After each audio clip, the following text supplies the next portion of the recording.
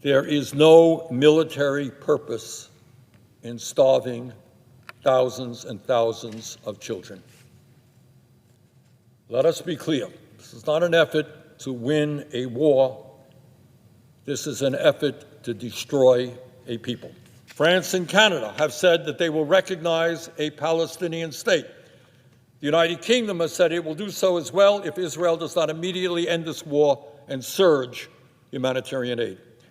And at the UN last month, 149 countries voted for a ceasefire resolution condemning the use of starvation as a weapon of war and demanding an end to Israel's blockade on humanitarian aid. Further, Mr. President, recent Economist YouGov poll shows that just 15% of the American people support increasing military aid to Israel, while 35% support decreasing military aid to Israel or stopping it entirely. Just 8% of Democrats support increasing military aid to Israel. Mr. President, the American people are haunted by the images coming out of Gaza, and these are some of those images. These are desperate children with pots in their hands, crying, begging for food in order to stay alive. And that's what the American people are seeing every night on TV, on the internet, in their newspapers. The United States has provided more than $22 billion for Israel's military operations since this war began. $22 billion.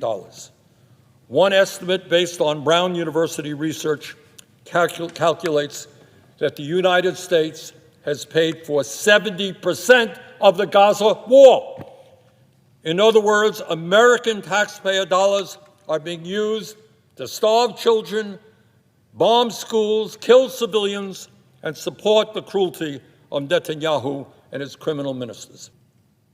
And that, Mr. President, is why I have brought these two resolutions of disapproval to block offensive arms sales to Israel.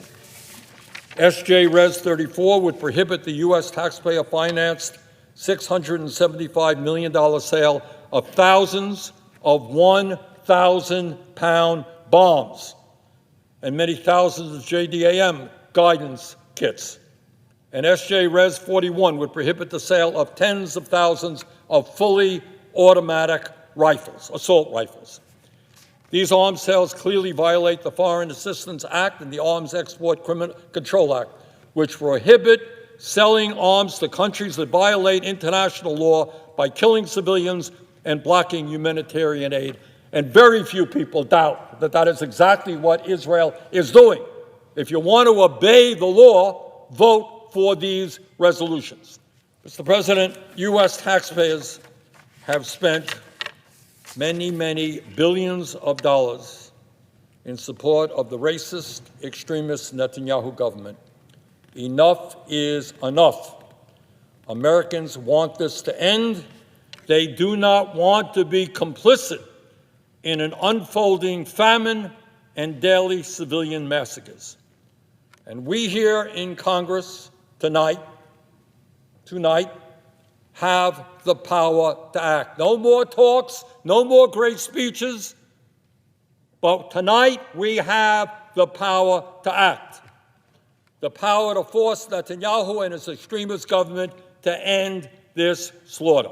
The time is long overdue for Congress to use the leverage we have, tens of billions in arms and military aid, to demand that Israel end these atrocities.